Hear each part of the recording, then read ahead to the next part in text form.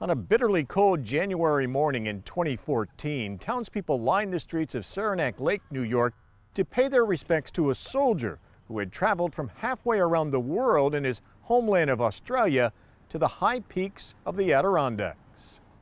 Paul McKay was an Afghanistan war veteran suffering from PTSD, who for some reason that is still a mystery, set off into the brutal winter cold of the Adirondack Mountains without a tent or survival gear. He was found frozen to death near the summit of Scarface Mountain. And as our Jack LaDuke tells us, his death touched many people in the village who now gather every April to remember the Army captain on the day that in Australia is a national holiday to honor its veterans. The observance also serves as a day of awareness to remember the many combat veterans suffering from post-traumatic stress. Saranac Lake Mayor Clyde Rabideau was busy with last-minute details for a special annual ceremony, perhaps the only one like it in America. The observance is called ANZAC Day, something like our 4th of July. 4 years ago, a massive search went on for days by state agencies and volunteers before the body of the missing Australian soldier was found.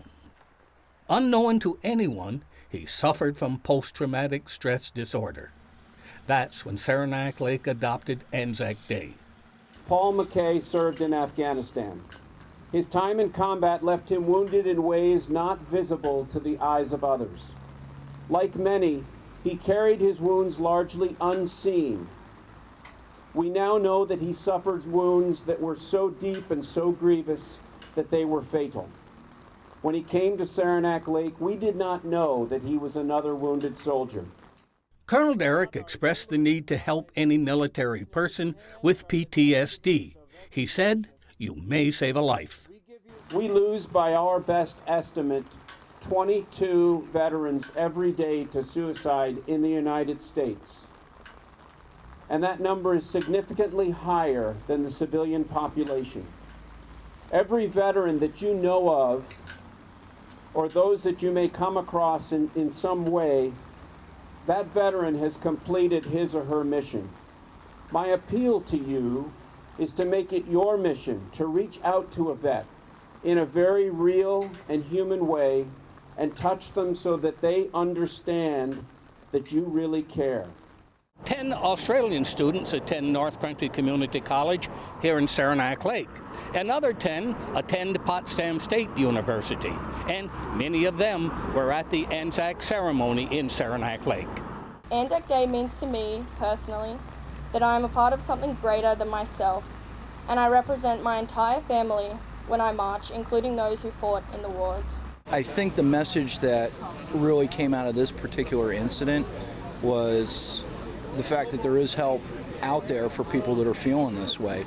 I made mention to one of the gentlemen who was over here from Australia. I said, with all the things we do with veterans and with all the things I do with veterans, if we had an inkling, we could have gotten them help here. But, he held it so deep and so close, there was no way that we could just pick it out.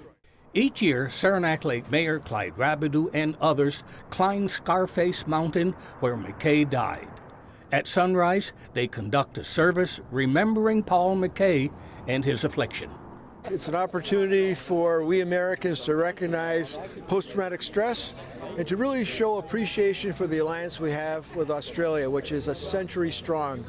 And we've got to be thankful of those alliances and keep them strong so that we are strong. Saying thank you to an ally is always a great thing to do. The uniqueness of an ANZAC Day ceremony being held in the Adirondack community caught the attention of an Australian filmmaker who brought a film crew with him. ANZAC Day is a national holiday back home. The idea that there was a small town in upstate New York that did the same thing was really fascinating. Then we looked into the town more and more into the story and found an even more interesting story of a whole community that adopted, one young man. Everyone turned out to look for him and everything else. It was really quite amazing. We thought we've got to go and find out more about Saranac Lake. PTSD has been called a silent killer with little visibility to an outsider. ANZAC Day in Saranac Lake sends a message that sufferers of PTSD need all the help that's available before it's too late. For Mountain Lake Journal, I'm Jack LaDuke in Saranac Lake. Contemporary ANZAC Day has become